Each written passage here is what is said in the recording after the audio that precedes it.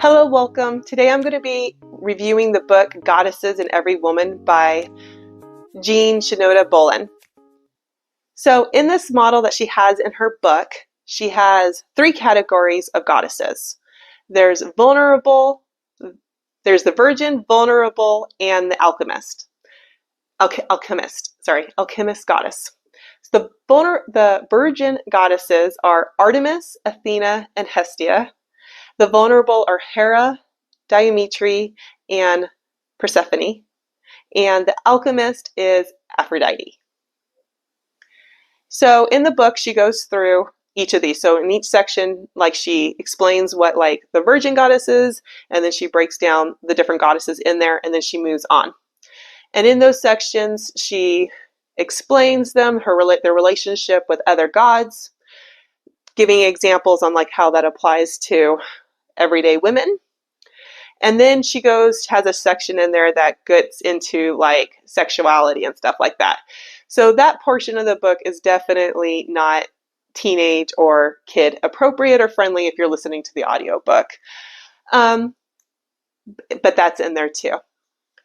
So it's pretty interesting and everything because the writer, she's a second wave feminist. And so she definitely uses terminology and things like that you might hear. They're very common words like patriarchy, but you definitely do not want to take current feminism understanding into this book because it's second wave feminism and it has a lot more well-rounded approach to things. And so terms definitely do not mean the way we use them today, and you have to have an appreciation for that to really get the most out of the book and the model. So going off of that, let's talk about the virgin goddesses.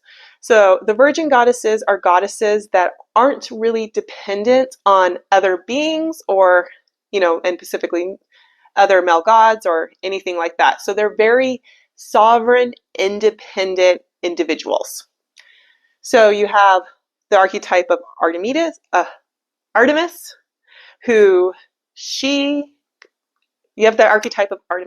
who is more interested in socializing with other women. There's the sisterhood. She's very, I'm going to go take care of things on my own.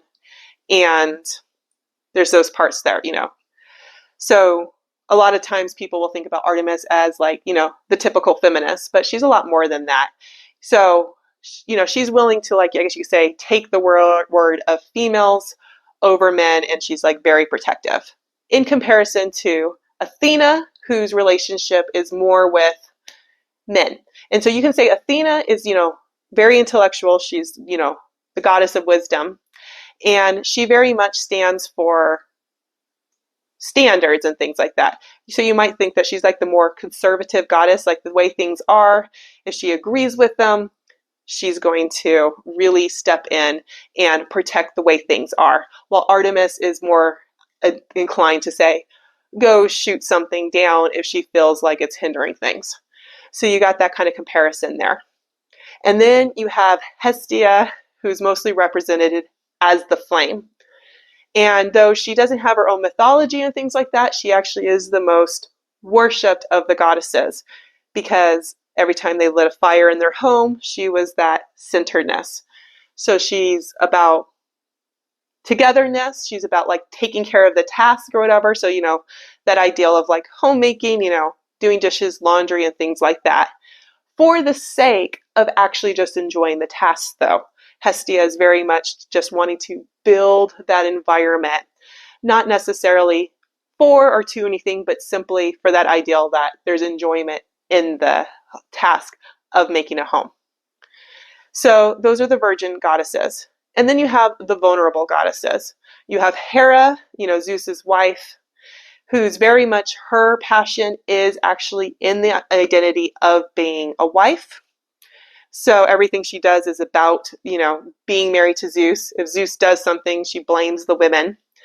So they talk about in the book that, her friends, she'll only make friends with other women who are married. And then they kind of have a tendency to drop, say if a friend gets divorced or widowed, they'll kind of drop that friend because their whole identity, the whole Hera identity is in that concept of being married and being loyal to the husband.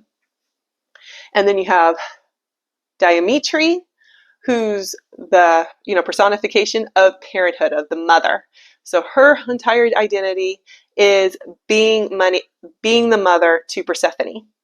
To the whole point, in her legend and stuff, that she was willing to completely starve the entire world when Persephone was taken by Hades.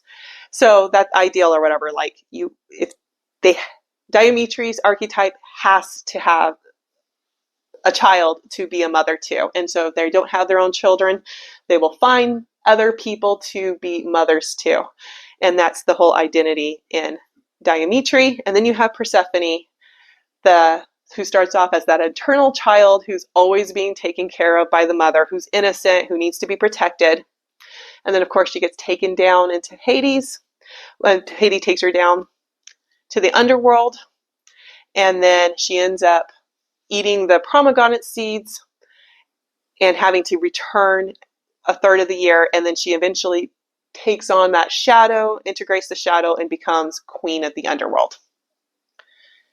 And so those three goddesses in the vulnerable are very dependent on other people. Hera is dependent on being married. Demetrius is dependent on having someone innocent or younger, having that mother role. And Persephone is very dependent either on her mother or on just people in general for that innocence. And then she eventually becomes a bit more sovereign as she goes through and integrates that shadow.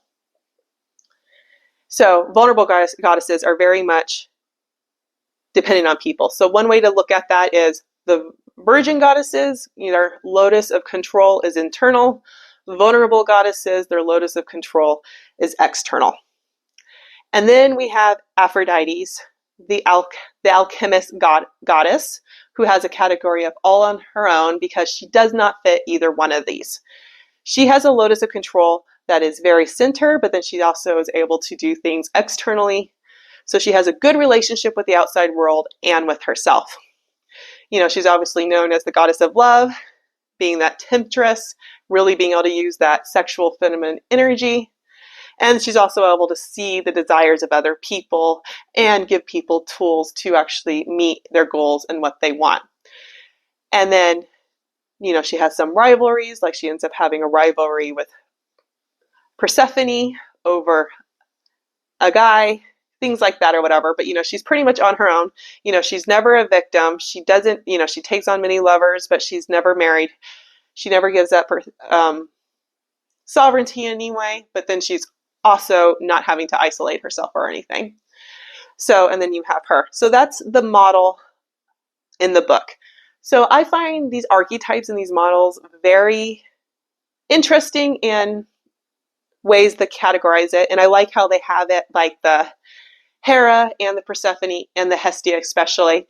That's actually the kind of archetypes I was looking for on why I got this book. Because I was just feeling like I'm missing female archetypes that actually matter and do more. I just felt like a lot of everything around me was like kind of pushing me like, oh, girls shouldn't be girls. We should just like become toxic guys or something. So I was like looking for like, where are the good female archetypes, which is why I read this book. And so I thought it gave a really balanced approach in like balancing other things. Like it gives really lots of respect to Hestia and to Hera. And then also gave really good explanation on Persephone, which is one of the ones I related to more. So it was a really good book, worth the read. So there were some things I didn't like or whatever. Like I didn't find much out of like the sexuality part of it. I just thought it was kind of funny that she discusses about like guys or whatever. Like there's a bit of a lens, like as if you have to talk about this, you have to put it in relationship to men and stuff. So I kind of feel like that kind of might have been like the beginning point or whatever that kind of has gotten into like this weird third wave feminism where everything is about the patriarchy and like we have to consider everything like that. I feel like that was a misreading on some of the things that were discussed in this book, especially in the sexuality part. So that part I feel like you could pretty much skip over and still get a lot out of the model. There wasn't much to get out of those parts. So there was obviously a bit of a bent in here on something that she was working out, and you can kind of see a bias throughout that book on her thoughts and trying to relate to like men and stuff. So if you can see past that and look at the actual archetype, it's pretty good. So bumps you a score, I'll kind of say, and stuff, because you can definitely see that she has bias, and it definitely limits the archetype. So I think there's like so much more that could have happened to this model, and I really wish people would do a lot more with this model, just like purely archetyping the archetypes of the goddesses and actually applying them to everyday women. I think there's a lot more potential here in this book than was realized because of those biases. But overall, if you're looking for a model about feminine archetypes or looking to get to know anima a little bit better, I think this is a really good book for that. I did get a lot out of it. So there you have it. That's my review. The audiobook was spot on. So listening to the reading and things like that, influx in the voice or whatever, nice pacing and stuff like that to be able to listen without actually having to look at the book. So I do recommend the audiobook. It's a pretty good audiobook. So I'll have the link to the book in Amazon down in the comments.